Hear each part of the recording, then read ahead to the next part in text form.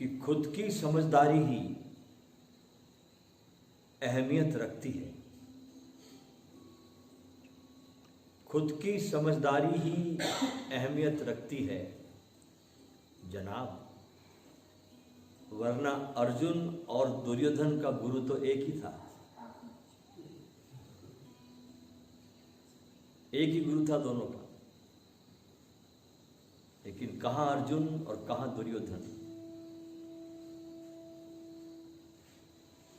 कहा जाता है कि हजारों आफतों से बचे रहते हैं वो, हजारों आफतों से बचे रहते हैं वो जो ज्यादा सुनते हैं और कम बोलते हैं।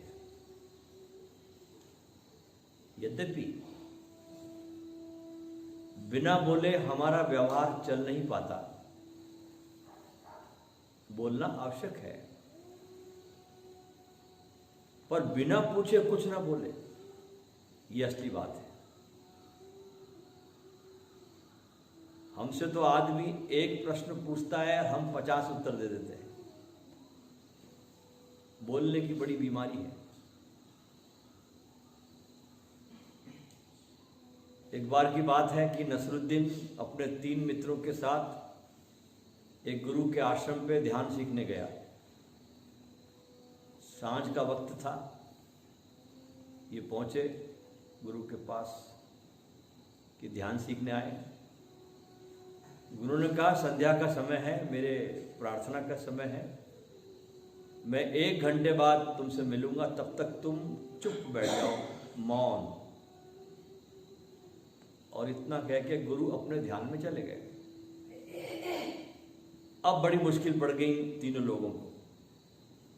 कुछ करने को दे देता, कहीं उलझा देता तो उसमें लग जाते।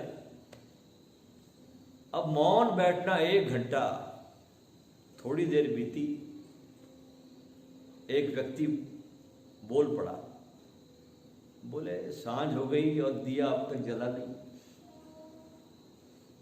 दूसरे ने कहा चुप, गुरु ने मौन के लिए कहा है। नसरुद्दीन खिलखिला के हंसा और कहा कि मुझे छोड़कर यहां पर कोई भी मौन नहीं है। तीनों बोल पड़े। सामान्यतः लोगों को बोलने का एक नशा सा होता है, बिना बोले रहा नहीं जाता। इसलिए ज्ञानियों ने कहा है वाचो वेगम, यानी वाणी का भी वेग होता है, वह प्रवाह रुकना नहीं चाहता। और मुख से निकला हुआ तीर कभी वापस नहीं आता। आप देखिए जरा सा वचन क्या बोल दिया द्रौपदी ने महाभारत में, कि उसी वचन के कारण महाभारत हुआ कि अंधों के बेटे अंधे ही पैदा होते हैं। हम प्रत्यक्ष देखते हैं कि बिल्कुल छोटे बच्चे जो बोलने में भी असमर्थ होते हैं, वो भी होठों होठों में कुछ बुदबुदाते रहते हैं।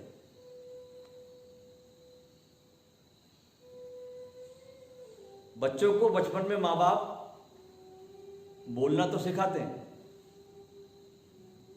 लेकिन कोई माँ बाप अपने बच्चों को मौन होना नहीं सिखाता। और जब तक बच्चा मौन नहीं होना सीखता, तब तक उसके जीवन में दूसरा जो पंख है उसका, वो कमजोर रह जाता है।